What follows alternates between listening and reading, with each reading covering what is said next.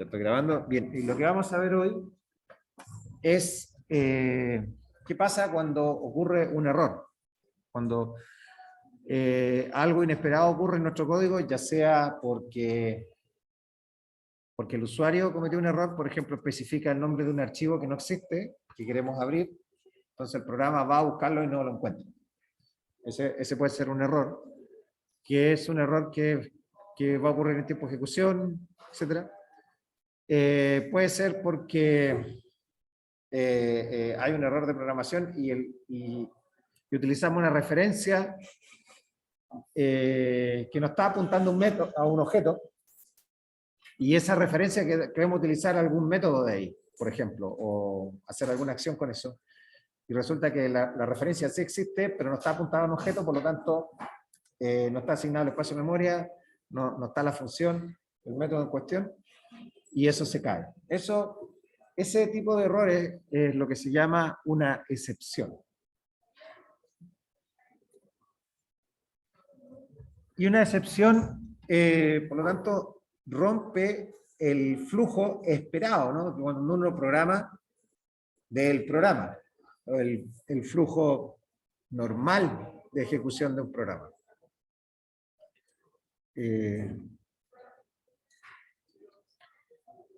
Pueden haber también errores de hardware, que eran más comunes antes, ahora son cada vez menos comunes, sobre todo porque muy probablemente todas estas cosas las terminamos programando en la nube, y no en un computador único.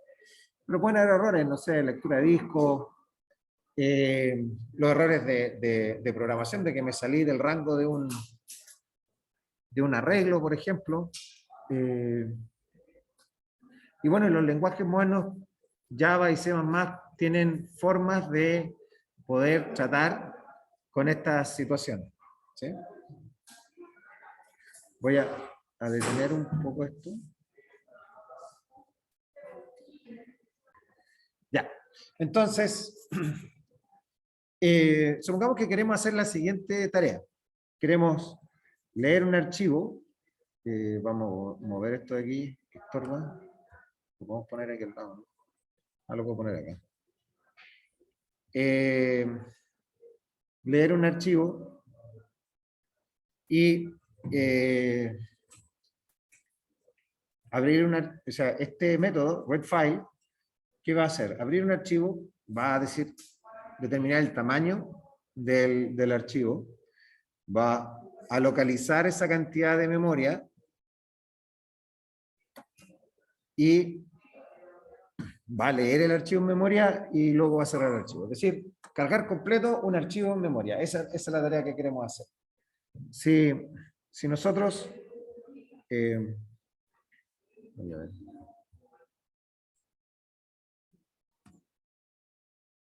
Si nosotros... esto es estupendo. La única manera para que se salga esto es... Si nosotros queremos implementar sin usar excepciones y nos ponemos en el caso de que cada una de estas acciones puede generar un error, el código se vería algo así como esto. Tenemos un código, un tipo de error, que va a ser el tipo que entrega nuestro método. Lo inicializamos en 0. Ejecutamos la acción abrir el archivo, aquí. Abrir el archivo. Luego preguntamos si el archivo está abierto. Determinamos el largo del archivo. Localizamos si el archivo, podemos obtener el largo del archivo. Localizamos esa cantidad de memoria. Después leemos el archivo en memoria y si tenemos aquí un error, si falló la lectura, seteamos el error code en -1. Si no tenemos suficiente memoria, el error code -2.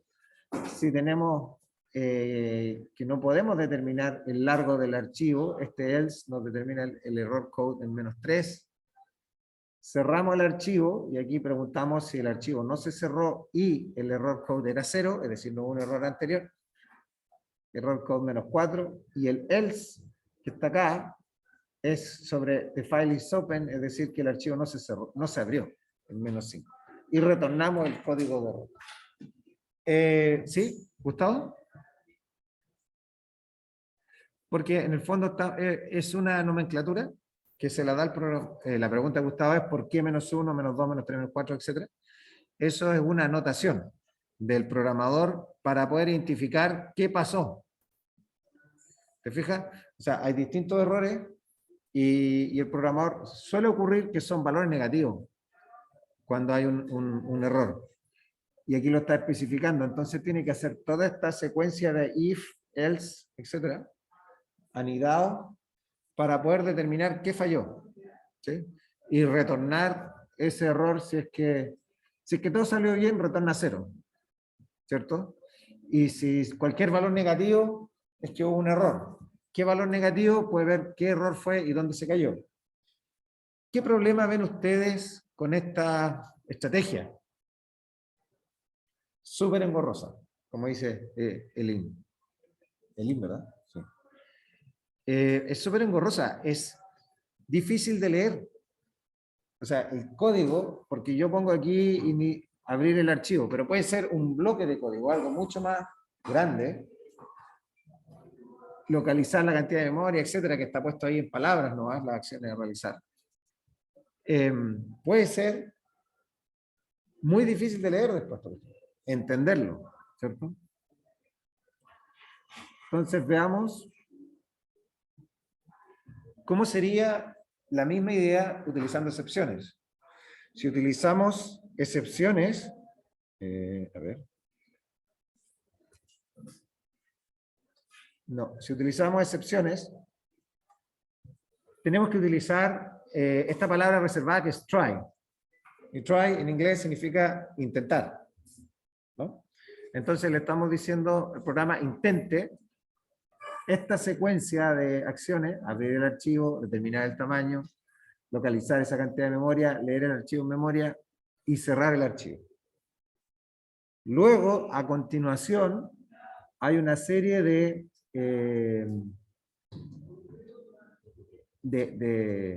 sentencias, ¿no? De instrucciones que están con la palabra catch, la palabra reservada catch.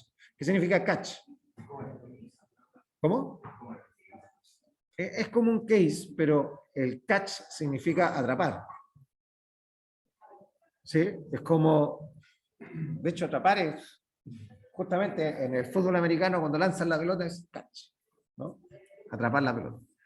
Entonces, y de hecho cuando algo falla, se dice que algo lanza una excepción. Throws. Lanzar, entonces como es lanzar y atrapar, o agarrar. ¿Sí? Entonces, esta parte de acá, si es que se lanzó esta excepción, file open file, entonces hace algo. Si se lanzó esta otra excepción, size determination failed, haga algo. ¿Sí? Si dice memory allocation failed, se lanzó esa excepción, haga otra cosa, read failed, file close failed, etc. ¿No? Entonces, cuando se lanza, alguna de estas acciones lanza una excepción, el flujo de procesamiento del programa se interrumpe en esa excepción. Se lanza la excepción e inmediatamente se ejecuta el catch correspondiente. ¿Sí? ¿Sí, Elin?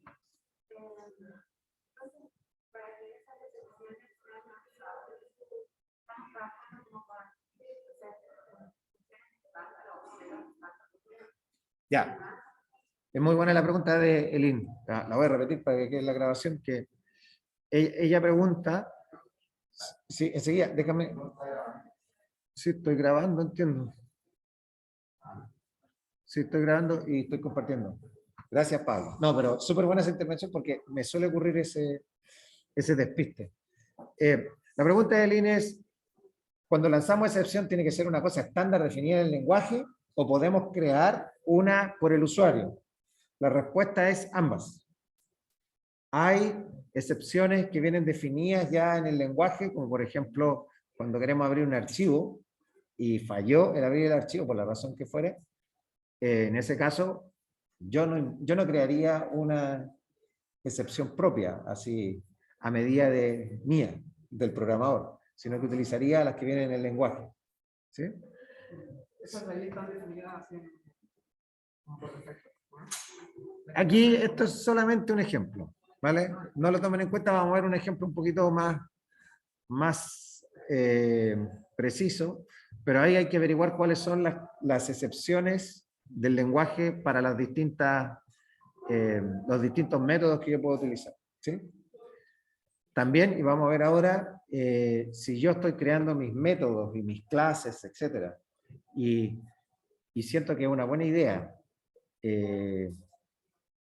generar mi propia excepción, también lo puedo hacer. Aquí vamos a ver cómo lo hacemos. ¿Okay?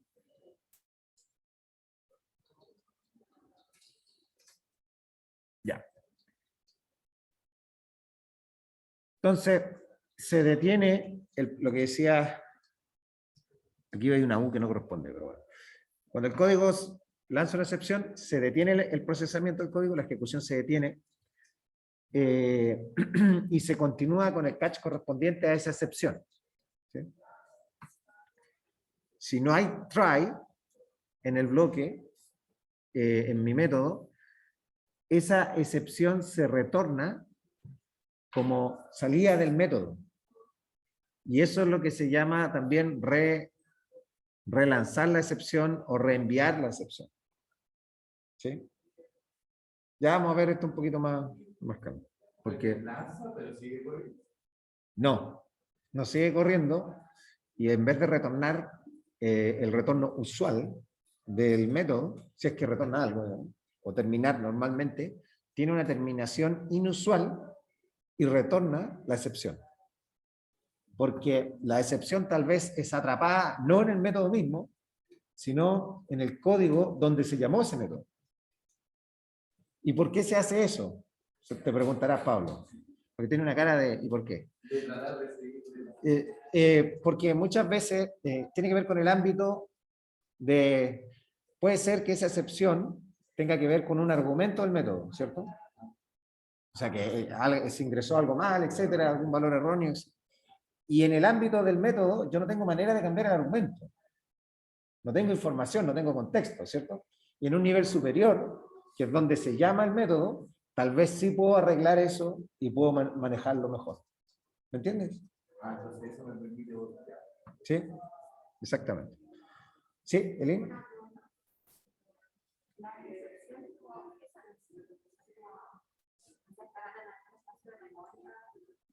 Buena pregunta. Buena pregunta. La excepción, no sabría cómo catalogarla ahora mismo con la nomenclatura precisa, lo voy a buscar para responderte precisamente. Pero la excepción, nosotros vamos a tirar un objeto. O sea, en Java todo un objeto menos las 4 o 5 cosas que son datos nativos, ¿verdad? Entonces, tira un objeto que es una excepción, por lo tanto es de una clase específica, la vamos a ver, y por lo tanto ocupa un espacio de memoria en el heap, ¿cierto? Y tiene una referencia en el stack.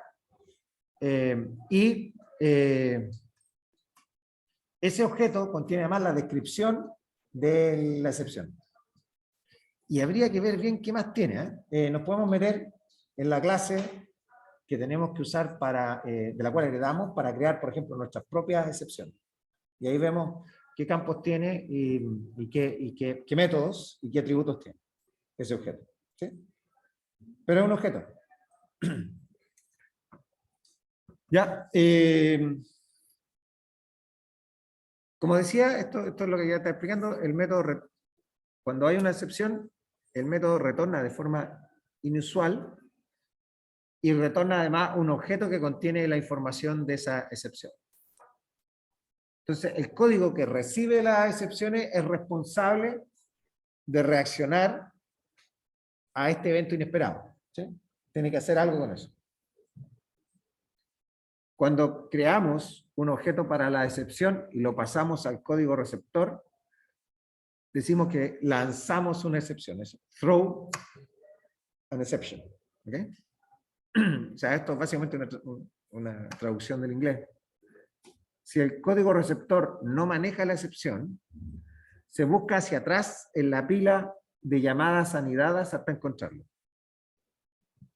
¿Sí?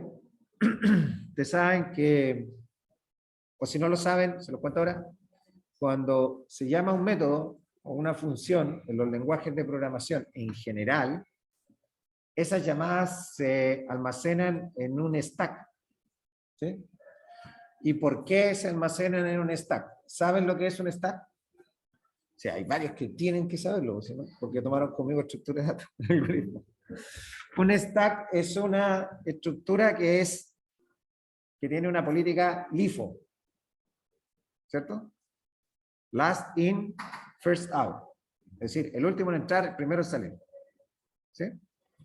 Entonces, cuando yo voy haciendo llamadas recursivas, o sea, que una función llama a otra, o se llama a sí misma, recursivas que se llama a sí misma, pero anidadas que llama a otra función dentro, la función, de hecho, fue una pregunta de Britney de la clase pasada, ¿cierto? Al final de la clase, Britney me hizo la pregunta de por qué aparecía en este orden el texto, en el ejemplo que digitamos. Y la razón es porque una llamada anidada, tengo una función, ya no estoy hablando de Java, estoy hablando de cualquier lenguaje de programación. Una función se llama, esa llamada queda en el stack, y dentro, en alguna parte de la línea de código, llama a otra función, ¿cierto? La ejecución de la primera, de la original, se detiene hasta que termina la ejecución de la función que está anidada, ¿cierto? Es lógico, no puede seguir si no ha terminado, incluso podría terminar, o sea, bueno, eso es lo que pasa con programación con hilos que empiezan a quedar ese tipo de cosas. Exactamente, pero en un solo hilo de ejecución, en una ejecución secuencial, cuando llega la función, esa función se llama y se almacena esa llamada en el stack.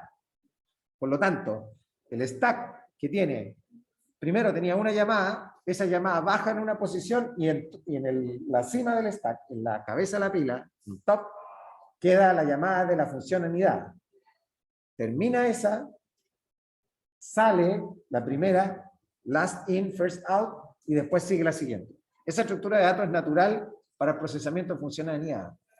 Entonces aquí lo que ocurre es cuando ocurre una excepción, se busca hacia atrás en la pila de llamadas hasta que existe una llamada que tiene el código para manejar esa excepción. Y eso lo verifica el compilador. ¿Qué significa eso? Que si yo creé mi propia excepción, en una parte la lanzo, etcétera, y no he puesto el código en alguna parte para atraparla, manejarla, me va a salir un error de compilación. O sea que el stack siempre va a ser manejado por el compilador. El stack funciona en tiempo de ejecución. Desaparece cuando se acaba la ejecución del programa. Pero dentro de las revisiones que hace el compilador, hace esta. ¿Vale?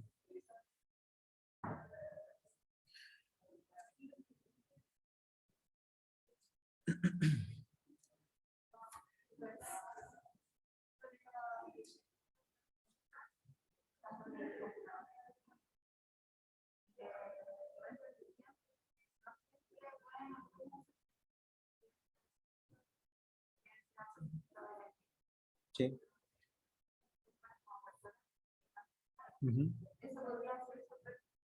Sí. No, pero cuando yo tengo un try y tengo que manipular o le especifico que una clase mía, lo vamos a ver, puede tirar potencialmente una excepción, tiene que haber un código que la maneje, ¿vale? O sea, los errores que tú dices en tiempo de ejecución van a tirar, y lo dices muy bien, tu observación es muy buena, porque van a tirar excepciones, pero esas excepciones no demandan, las de tiempo de ejecución, no demandan un bloque try. Eso ocurre automáticamente en el lenguaje. ¿Vale?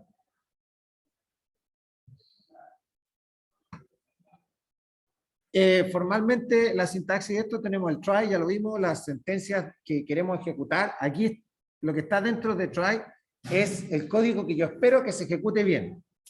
Pero tengo alguna sospecha que eventualmente podría haber un error, entonces lo pongo en try. Y acá, ¿qué pasa cuando algo salió mal? En cada una de las distintas tipos de errores. Y hay una última que es finally, que es opcional y que se ejecuta a todo evento. Que puede ser cualquiera sea la condición, si se salió bien el try o salió con un error, o si salimos con un break, o si salimos con un continue, etc. Da lo mismo, finally se ejecuta siempre. Y eso nos permite asegurarnos de que el estado de nuestras variables, de nuestro programa, etcétera, esté en buenas condiciones para que pueda retomar la excepción si es que ocurrió. ¿Vale? ¿No te escucho, Pablo? No, no es por defecto. Finally es siempre. Aunque salga bien, try, y no se haya lanzado ninguna excepción, se ejecuta final. Si sale una excepción, también se ejecuta final. A todo evento. ¿Vale? Incluso si si hay un break, un return, un continue, cualquier cosa. Siempre se ejecuta a todo evento. Bien, los tipos de excepciones son las generadas por el lenguaje, la que mencionaba yo, que ocurren durante la ejecución. Por ejemplo, errores de una referencia no asignada, etcétera, división por cero. En este caso, no necesitamos poner un bloque try. Aquellas incluidas por el programador vía paquetes o sus propias clases. Vía paquete quiere decir de que son excepciones que ya están en esos paquetes del lenguaje y que la estándar que ustedes mencionaban y que yo pueda utilizar en mi programa. O defino propias clases de excepciones. Y en este caso, cuando estoy utilizando ya sea las estándar del lenguaje o las propias, tengo que utilizar el bloque try. Entonces, y aquí lo que explicaba, que el compilador va a revisar la captura de esas excepciones, lanzadas por los métodos invocados en el código. Yo, cuando defino, lo vamos a ver en la sintaxis, especifico que potencialmente un método lanza una excepción.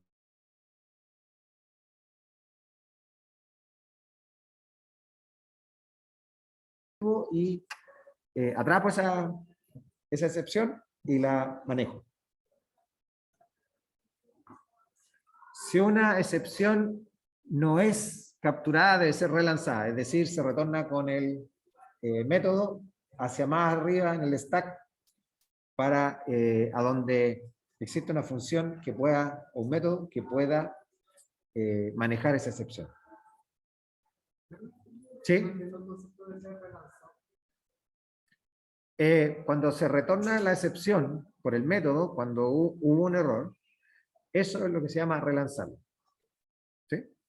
Es porque la primera vez que ocurre el error se lanza la excepción. En ese lugar ocurrió. Pero si yo no la estoy manejando en ese lugar, se retorna con el método. Es decir, se relanza para que donde el código que lo llame, o más arriba incluso, lo puedan manipular. Entonces, si hay, supongamos que ustedes están calculando, no sé, pues nada, los números Fibonacci con una llamada recursiva. ¿Sí? Yo no sé qué cosa puede arrojar una excepción en ese caso, pero supongamos que cuando llego recursiva, que es una pésima idea desde el punto de vista de complejidad computacional, pero supongamos que lo hacemos. Y la iteración número 1000, es decir, cuando llamamos 1000 iteraciones recursivas, 1000 llamadas en el stack, salta una excepción. Entonces, en nuestro código, probablemente, que se está llamando recursivamente, no tenemos una forma de atrapar esa excepción. Entonces, lo que va a pasar es que retorna esa esa llamada, la 1000, que está en el stack, bueno, que está en el top del stack, 1000, ¿cierto? Retorna una excepción, como retorna, no lanza, o sea, ya apareció, ya se lanzó, retorna la excepción, eso quiere decir que se relanza, ¿cierto? Entonces, en la siguiente llamada, la 999, recibe el retorno de esa, y de excepción, y la vuelve a llamar, a retornar, hasta que quizás en la primera parte donde yo llamé la función recursiva, que se llama a sí misma, tengo la forma de atrapar esa excepción. ¿Y por qué tiene sentido? Porque si ocurrió una excepción, falló algo. Si falló algo, separa todo. O sea, no separa algo nomás. O sea, y por eso puedo terminar las llamadas recursivas o las llamadas anidadas hasta encontrar el lugar donde puedo manejar esa excepción. ¿Sí?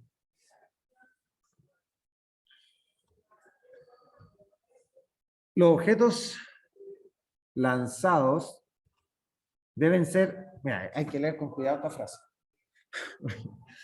Los objetos lanzados, que son las excepciones lanzadas, o sea, una excepción es una clase derivada de throwable, o como quiera que se pronuncie. En inglés, throwable, probablemente se lee así. Y aquí tenemos una declaración con un constructor. ¿Sí? Por lo tanto, son clases derivadas, ¿cierto?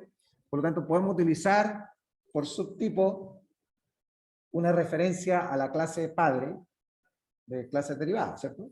Entonces aquí tenemos throwable, una clase que se vendría siendo la clase padre, la referencia E, pero el objeto que se construye es de la clase Illegal Argument Exception. Podría ser creada, o sea, por el programador, o podría ser parte del lenguaje. No lo sé. Y Stack Underflow. Y luego tenemos esta sentencia que es lanza la excepción.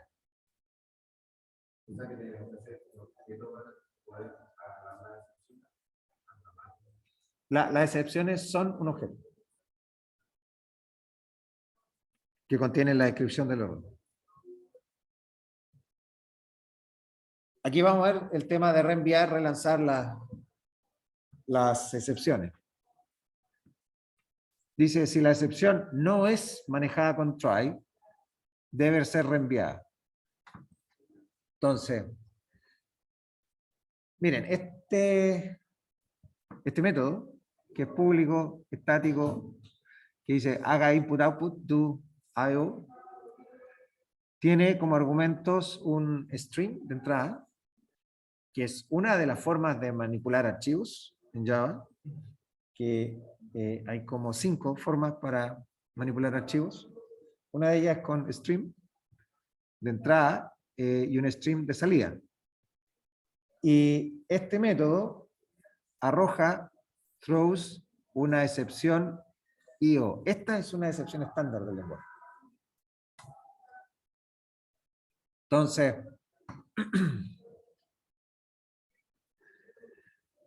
si ocurre un error aquí, este método se va a terminar y va a retornar la excepción esta. ¿Sí? Una excepción de esta clase. ¿Sí?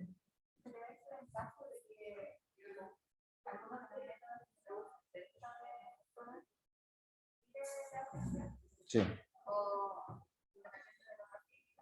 ¿Independiente de qué? No, este caso es bien particular para este tipo de excepción. Exactamente. Se va a retornar, esta va a retornar en un nivel más alto la excepción.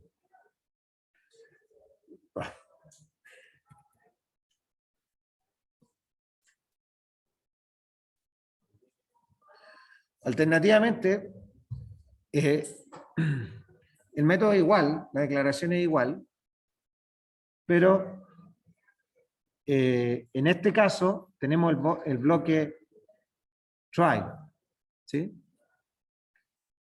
Y aquí dice, en caso de ocurrir un IO exception T, lo que hace el catch, y es una sola sentencia, es tirar la excepción. Entonces, reservada. Son dos. Son throws, que se usa en la declaración del método, acá arriba, y throw, en singular. Son distintas.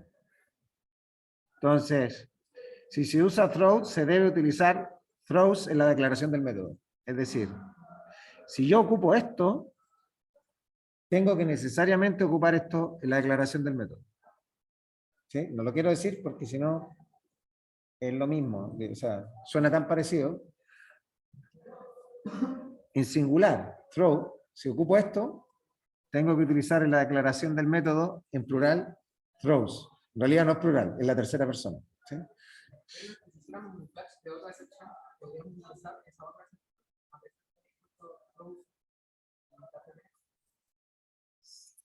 Si son de varios tipos, claro. Sí, podríamos hacer un catch de varios tipos de excepciones. Sí.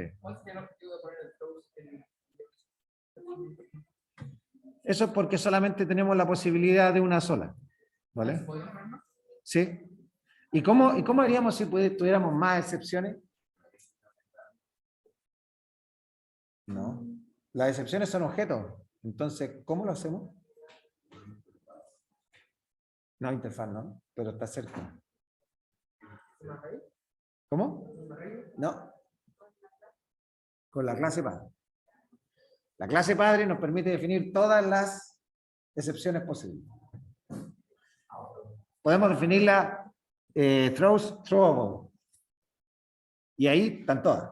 Todas. ¿Cierto?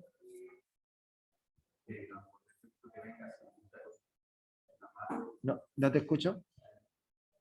Ya, hay una clase que se llama padre igual de excepción. Esa es throwable. Y es lo que vamos a ver ahora. ¿Sí?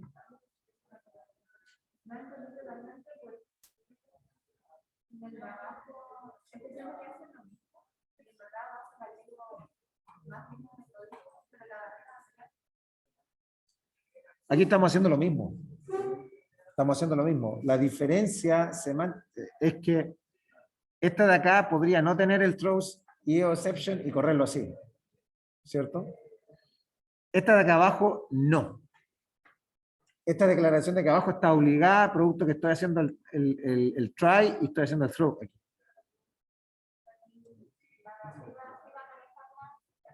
No, ninguna de las dos están manejándola, la están lanzando. Ninguna de las dos está manejando la excepción. Sí, exactamente.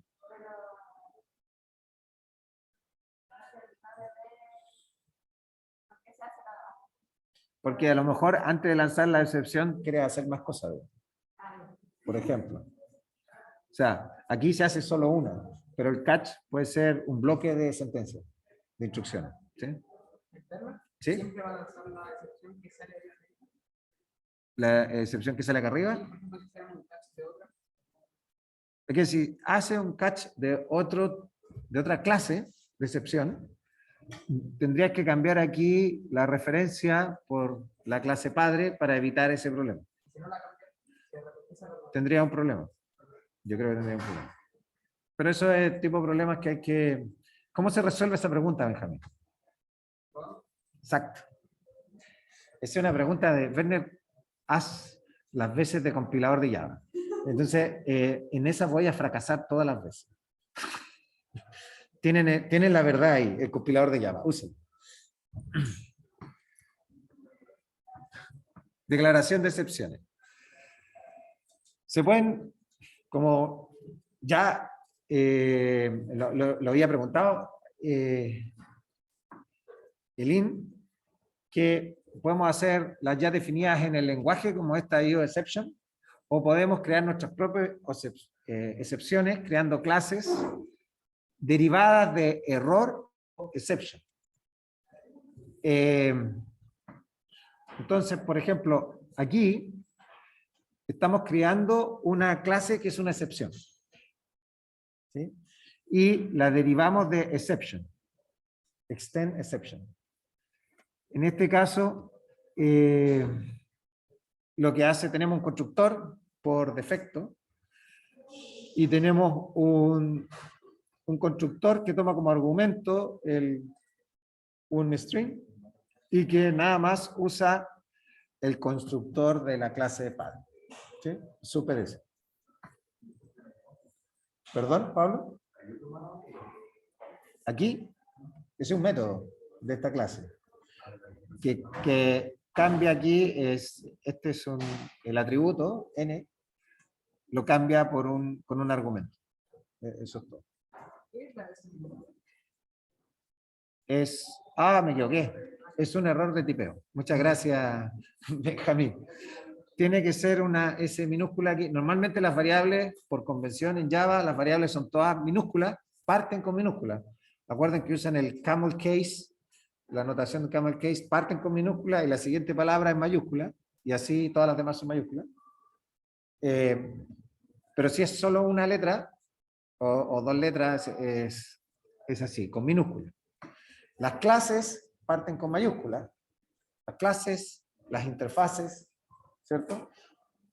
Los métodos son igual que las variables, parten con minúsculas y luego mayúsculas y así, ¿sí? Es una convención, pero además es una buena práctica. O sea, si en el lenguaje todo el mundo lo hace así, recuerden que es una buena práctica profesional que nuestro código sea legible por otros. Por lo tanto, hay que respetar estas normas. Te va a compilar igual eso. Ya, ¿y cómo podemos usar? Entonces tenemos este método, fraction, que tira esta excepción que nosotros acabamos de crear.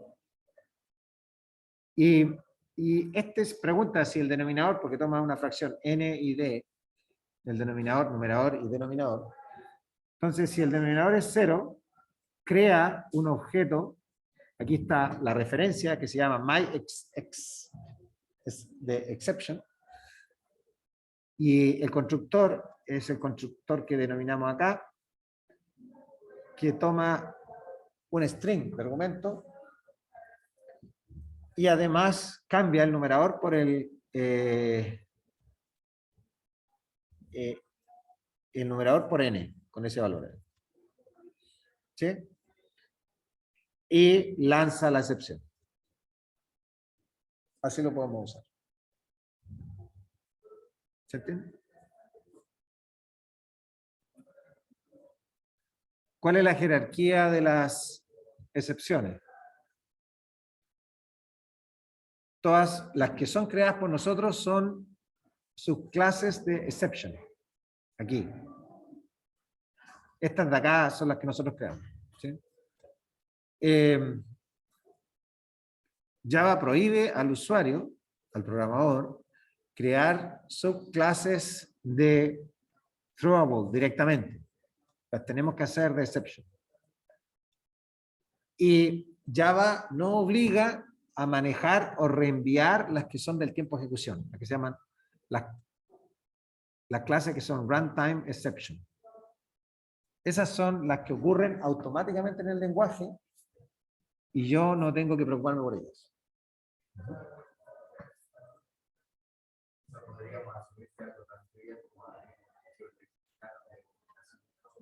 Se lo tiene, claro.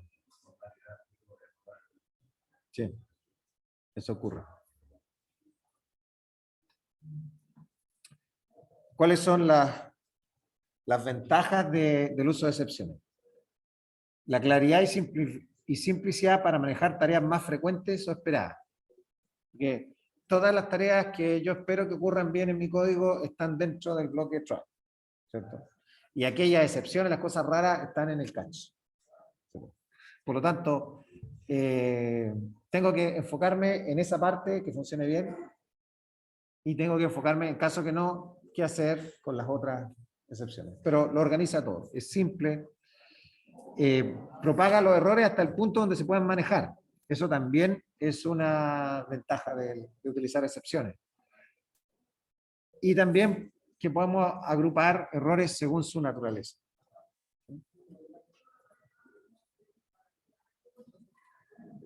Cuando no podemos relanzar una excepción. Tenemos aquí un ejemplo histórico, porque es de la clase applet. ¿Usted sabe lo que es un applet? No, yo lo había escuchado y creo que lo había usado, pero ya se me había olvidado. En los principios de la interactividad en la web, los applets eran códigos de Java que se enviaban como bytecode, es decir, ya compilado, y que se ejecutaban en una máquina virtual en el computador del cliente. Entonces el browser ejecutaba la máquina virtual para ejecutar, no sé, alguna animación, alguna, no sé, algún rendering gráfico, etc. Eso ya ya es obsoleto, ya no existe. Pero era código Java, bytecode, que iba incrustado dentro de HTML. Y eso era un applet. Y en su origen, cuando competía con JavaScript, los applets, Java era muchísimo más rápido, porque tenía acceso al hardware a través de la máquina virtual. Y los navegadores no tenían mucho acceso al hardware del computador, porque corrían en un sandbox y era un espacio bien limitado, etc. Y la máquina virtual no tenía esas restricciones, lo cual era un vehículo espectacular para programar malware. Claro, porque tenía acceso a más recursos de la máquina, no está en el sandbox del navegador, y creo que el 2017, entre el 2015 y el 2017, ya ningún browser tiene soporte para correr applet. O sea, ya murió, esto es historia. Pero bueno, es una clase que deriva de applet y lo que estamos tratando de hacer es redefinir, ¿no? Estamos haciendo un override de un método paint que pertenece a la clase applet. Eso es lo que estamos haciendo. Y aquí ocurre un error. Y en el ejemplo, paint dice, si un método no genera excepciones, en este caso paint, entonces la función que lo redefine no puede lanzar excepciones. No las puedo mandar hacia arriba. Entonces estamos obligados a manejarla dentro del método, la excepción que ocurre. ¿Vale? En ese caso no la podemos relanzar. ¿Se entiende?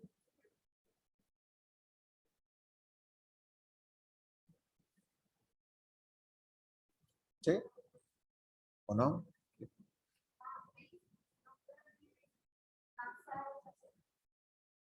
Paint, no. No las puede lanzar. Las tiene que manipular directamente en el método. ¿Sí? ¿Por qué? Porque el método del cual deriva, que está redefiniendo, no lanza excepción.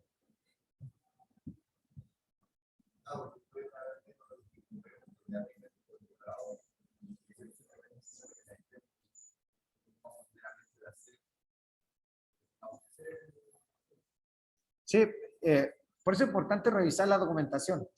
Entonces, si nosotros estamos, en el caso de Applet, estamos buscamos el método Paint, y ahí vamos a ver que si dice que lanza una excepción, entonces yo puedo, digamos, relanzarla a una instancia superior en el stack. ¿Sí? Si no, estoy obligado y necesito hacer el try, tengo que hacerlo dentro del método que estoy redefiniendo. ¿Sí? Aquí, no, ahí no podemos. No. No, porque el throws es cuando yo la relanzo más arriba. Exactamente, estoy diciendo explícitamente que este método lanza una excepción y se agarra, se atrapa más arriba, ¿cierto? Donde yo lo llamé. Esto de acá, lo que estoy haciendo es, si algo lanza una excepción, lo agarro aquí mismo y lo manipulo aquí mismo. No sale fuera del método, no la relanzo. ¿Vale? ¿Sí? ¿Sí?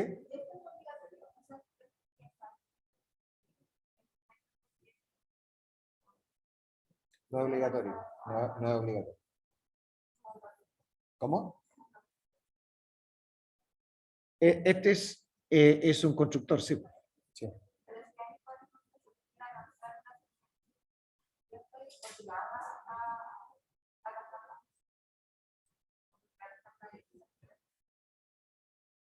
Sí. Si yo especifico try,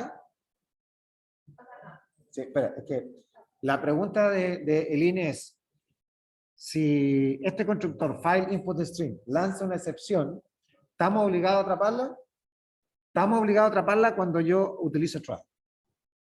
Si no pongo nada, el lenguaje se encarga, se hace de forma automática. Si no, por cada cosa que quisiéramos, tendríamos que poner en try, y no necesariamente.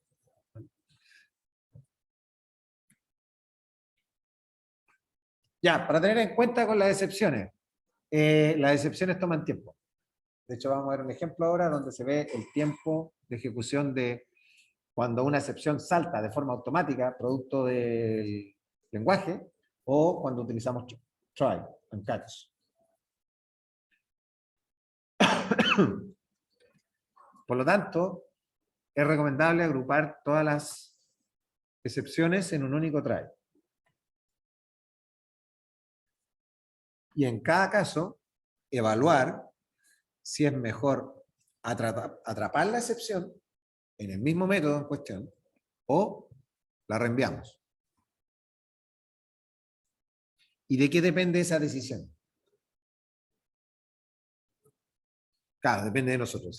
No, pero nosotros. No es de quién, de qué. De si yo tengo el contexto dentro del método para resolver el problema. Si yo no tengo ese contexto, supongamos que yo llamo en alguna parte de mi programa, le pido al usuario que ingrese el nombre del archivo, ¿cierto? Y llamo un método que abre el archivo y lo manipula. En ese método puede salir la excepción que el usuario se equivocó del nombre del archivo y ese archivo no existe, ¿cierto? Y va a saltar una excepción. Dentro del método, manipular la excepción no tiene mucho asunto porque no tengo el contexto. Quizás mejor lanzarla y de donde yo llamé ese método, le diga al usuario, error, no existe el nombre del archivo, intente otra vez. Exactamente, para volver a llamar el método. Entonces, ¿dónde voy a poner, a manipular, perdón, a atrapar la excepción? Depende de ese contexto. ¿Vale?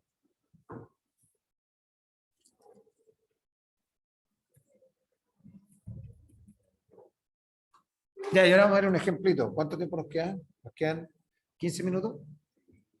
15 minutos, ya. Voy a poner los lentes. Pónganse en el IntelliJ, los que quieran seguir el ejemplo conmigo. Cierto. Gracias, gracias Pablo.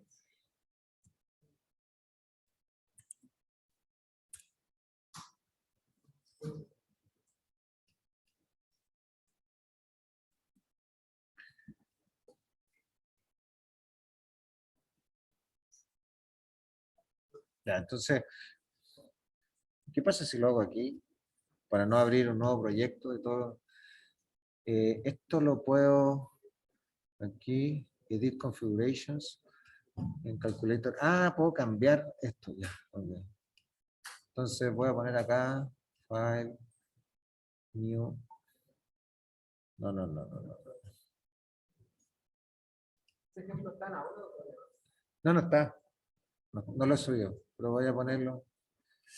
Claro que como lo hice con...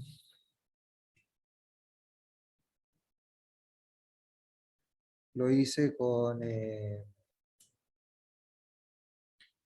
¿cómo le vamos a llamar esto? Exceptional test.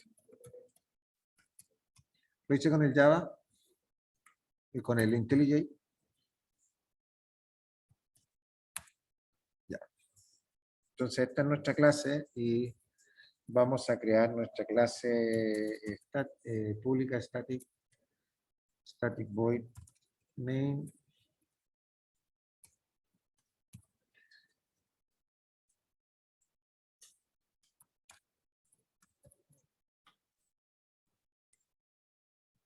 Ya, entonces vamos a definir un entero que va a ser 0. Vamos a definir un entero que va a ser el número de intentos.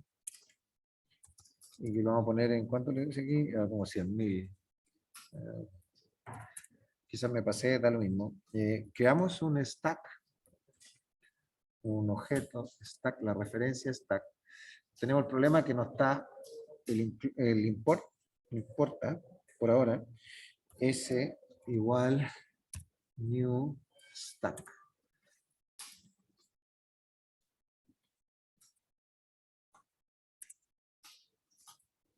Y ya va útil.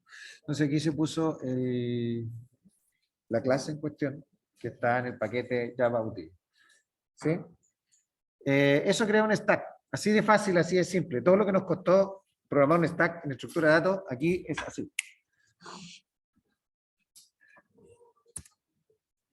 Entonces, tenemos dos variables, S1, long, S1, long, S2. Y vamos a imprimir out, este mensaje, testing for empty stack. O sea, si yo hago ¿qué es lo que voy a hacer? Tengo un stack. Si yo hago un pop, que es decir, sacar un elemento de un stack, si yo saco un elemento de un stack vacío, eso es un stack underflow. Es un error, es una excepción. Lo mismo si tengo un stack de un tamaño fijo y voy haciendo push, llega un momento que lo lleno con push, es un stack overflow.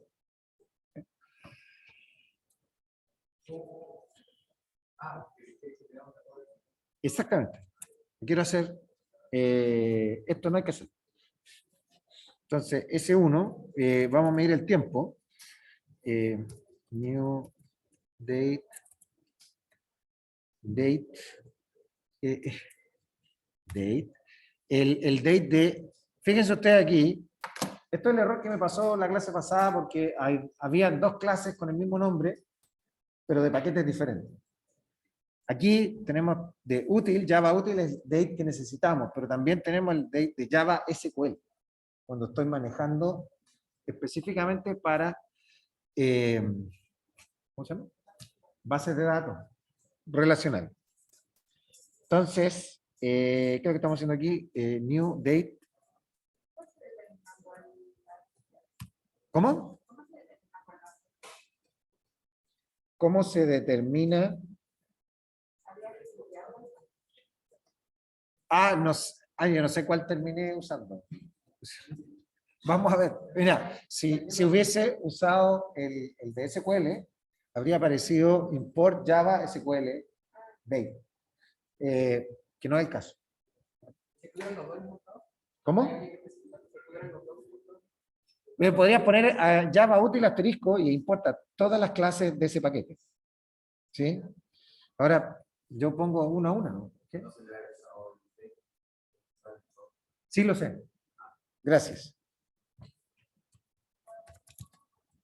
No me preocupa mucho eso. ¿Y qué pasó? Ya. Alt Enter.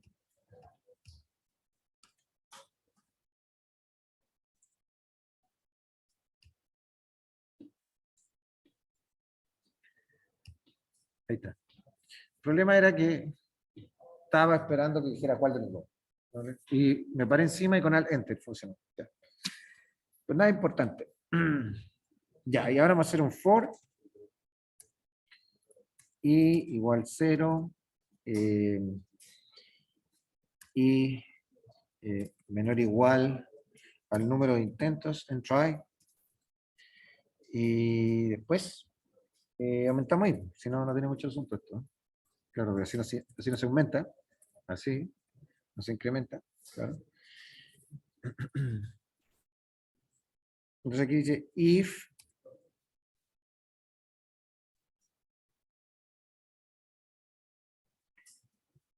s.empty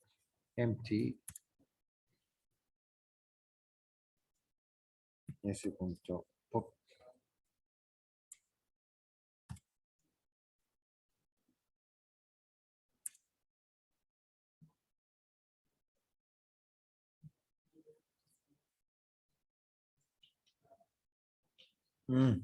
ya. S2 igual new data.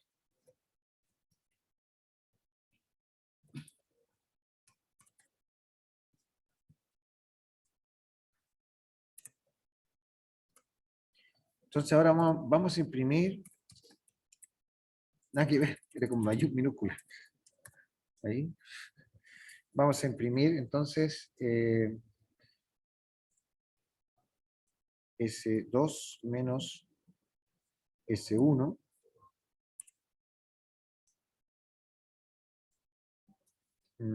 plus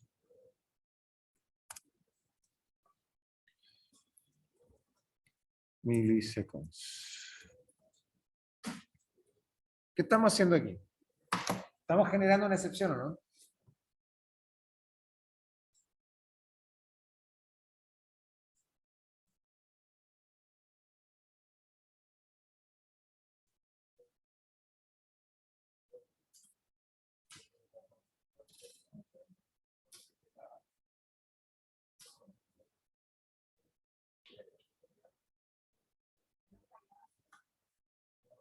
¿No te escucho, Lynn? ¿No estaría qué? Está vacío, quiere decir eso no se ejecuta nunca. If, ¿sí? Sí, pues eso es no vacío, es la negación. Claro, y si está vacío, no se ejecuta nunca, es pop. Por lo tanto, no estamos haciendo una excepción. Aquí estamos, es decir, con solo hacer esta pregunta, ¿qué es mejor? ¿Hacer esta pregunta o hacer un try? Y ver. Exactamente. ¿Tu nombre? ¿Me lo recuerdas tu nombre? ¿Cómo? Giancarlo. ¿Está bien? ¿O dije otra cosa? Alejandro, dije cualquier cosa. Sí, esto es horrible. Sí, la mordaza. Ya. ¿Y qué estamos imprimiendo aquí? El tiempo que se demora en ejecutar todo esto. ¿Sí? Y ahora, ahora sí vamos a hacer un pop to an empty stack. And catch the exception.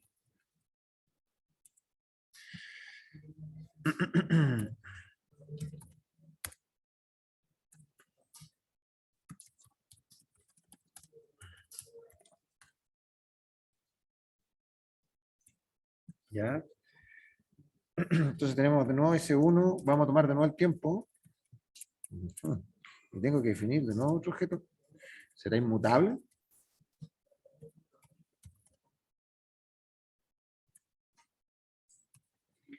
A la entrada del S1 y ahora hacemos el for, que en realidad se va a ejecutar una vez, pero de todas maneras igual.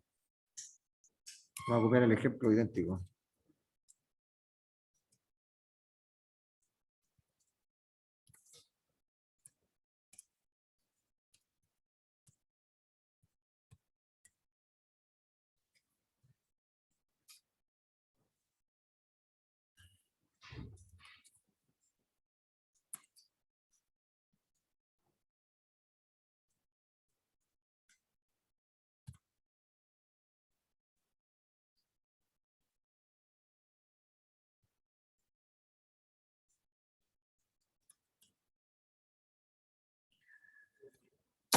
Aquí estoy utilizando una excepción que es estándar del lenguaje.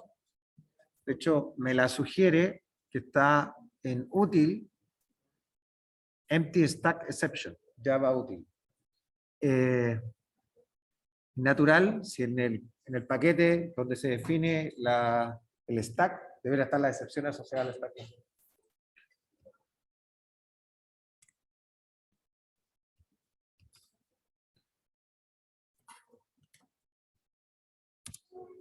Esta es la referencia y esta es la variable que va a tener E.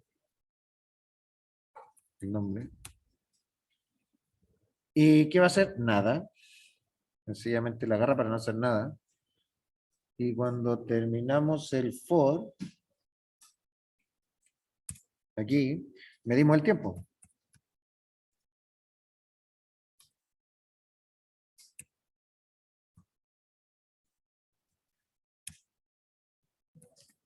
Y imprimimos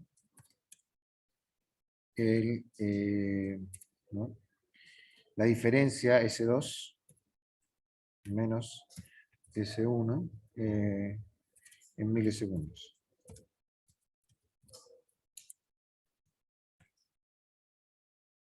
La X me quedó mal.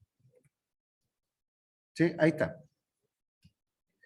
Vamos a modificar la configuración esta.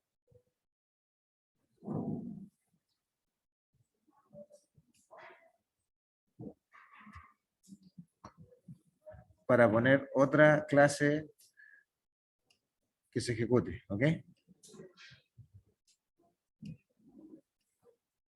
Y ahora ejecutamos el código.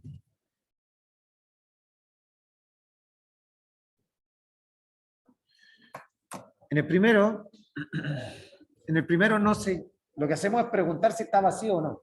Entonces, antes de meter la pata, hacemos lo natural, ¿cierto? En el último, decimos, pero si tenemos excepciones. Entonces, tenemos las excepciones y no nos preocupemos por preguntar. Y si hacemos esto, se demora 70 veces más. 70 veces. Entonces, claramente hay que tener cuidado dónde ocupo las excepciones. Las excepciones no las puedo ocupar en cualquier parte del código. Es mejor preguntar antes de meter la pata, lo natural, y evitamos lanzar una excepción, pero si no tenemos control y nos vemos obligados, ahí sí es razonable utilizar una excepción. Si superpoblamos de excepciones en nuestro código, va a quedar tremendamente ineficiente. Y le digo, mi computador no es lento.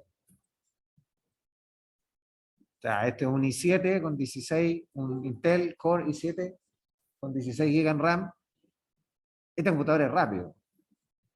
Así que no es el problema. Y de hecho, cuando lo hice antes de venir, lo probé, eran 5 milisegundos. Probablemente se demora más porque lo estoy haciendo este ejemplo en el IntelliJ. Pero si yo compilo y lo ejecuto directamente en la máquina virtual, se demora 5 milisegundos. Lo podemos hacer, ¿eh? Acá, de hecho está aquí. Ahí está la ejecución. 5 milisegundos y 365 milisegundos. Se mantiene la relación de 70 veces, pero es la mitad del tiempo.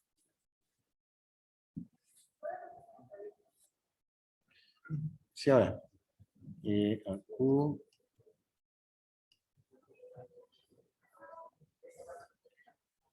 ¿Está bien? ¿Preguntas? Sobre la tarea va a salir en aula, dónde tienen que subirla y todo eso. Eso lo voy a hacer el viernes porque de aquí al viernes estoy colapsado. No, hoy es imposible, mañana también, así que el viernes en la mañana haré eso. ¿Vale? Dónde tienen que subir la tarea. ¿Vale? Se sube un archivo que un punto tab. Punto tab. Está ahí dentro de la definición. ¿Ya? Muy bien, si no hay preguntas, vamos a terminar no sé qué, terminar esto, la ejecución de esto. Y la grabación.